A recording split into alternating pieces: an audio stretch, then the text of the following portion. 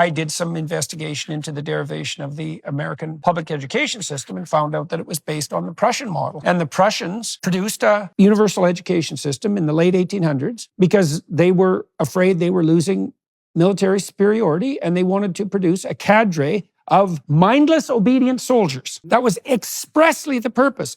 And then that model was adopted by prototypical fascists in the US, again in the late 1800s. This is before Mussolini and all of that time. Corporate types mostly, who wanted to produce cadres of obedient workers. And that's why the desks are in rows, and that's why there's factory bells, and that's why it's top-down leadership. What was really stunning about that wasn't only that that was the model, but it's worse than that, because the people who built the schools were consciously aiming at eradicating the will of the students who were part of the system because they wanted them to be obedient.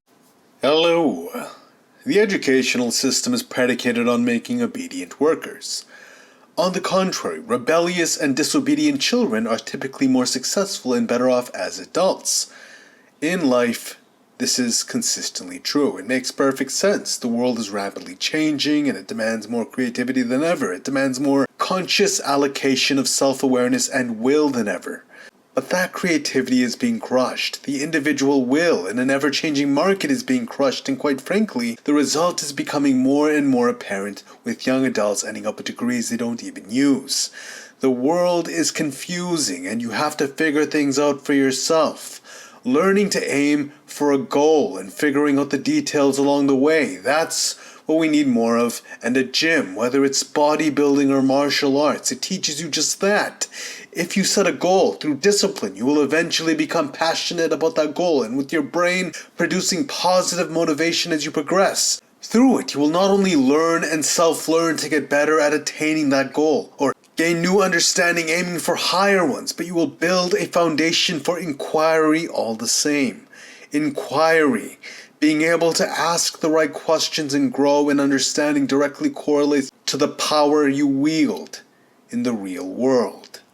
Solving problems, and if you start with yourself, i.e. solving the problem of a weak and unhealthy body, you will learn to solve other problems with the same mindset, with the same infrastructure you have built within yourself. The gym is underrated and it is overpowered. Not only does it solve most of one's mental health problems through the chemicals secreted, i.e. endorphins and hope molecules, but it gives you an infrastructure to tackle life.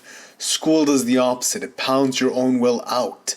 It eliminates the need for creative inquiry by forcing a constant consumption and regurgitation of authority. In end, you create an aimless drone that needs to be told what to do versus what a gym does.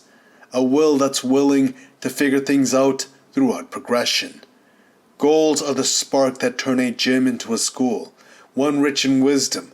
For amidst the darkness, as you bump into corners, as you bump and bash around, armed with the human will, you are granted just enough light to find a way.